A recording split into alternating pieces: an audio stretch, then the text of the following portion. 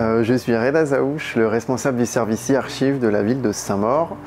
Donc, au sein des archives municipales, on conserve un peu plus d'1 kilomètre d'archives, ce qui est un volume quand même conséquent, mais qui reflète en même temps tout ce qui est produit par les services municipaux, ce qui est aussi donné par les Saint-Mauriens et Saint-Mauriennes.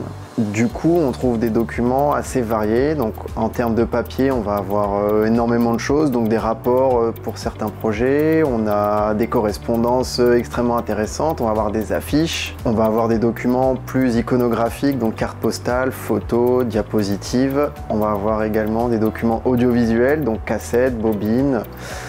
Donc c'est assez varié, beaucoup de choses, voilà, ce qui reflète également voilà, l'évolution à chaque fois des pratiques et des agents et des Saint-Mauriens. Donc du coup, voilà, ça permet de suivre l'évolution dans le temps des pratiques. On a actuellement une centaine de milliers de documents qui sont classés dans les archives municipales.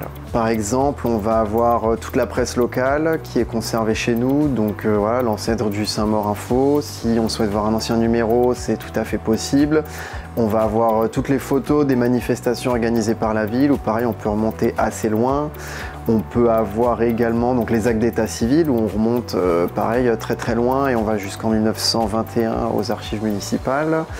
On a, après vraiment, par exemple la construction d'une école, on peut tout à fait retracer la construction d'un collège, d'une école primaire, voire même d'un lycée. Donc c'est très varié, on peut vraiment retracer l'histoire de tout en fait grâce aux archives municipales. Parmi toutes ces archives-là, il y en a certaines qui sortent un peu du lot et qui attirent l'attention. Donc par exemple le courrier signé Louis XIII, qui est un document plutôt incroyable. On a également le livre d'or qui a été inauguré par le général de Gaulle à la fin de la Seconde Guerre mondiale. On a également, très insolite, la signature de Victor Hugo qui est témoin dans un mariage qui a lieu à Saint-Maur. On a également tout un tas d'affiches très intéressantes donc sur le nouveau franc, où voilà, on peut avoir ce qui va changer pour les Saint-Mauriens avec le nouveau franc. On a également l'affiche sur un appel à l'athlétisme destiné aux amateurs qui ne sont pas inscrits pour inciter à la pratique sportive, ce qui était déjà très novateur pour l'époque. Donc on a vraiment énormément de documents qui permettent de voir en même temps tous les grands épisodes de l'histoire, mais de les suivre à l'échelle locale.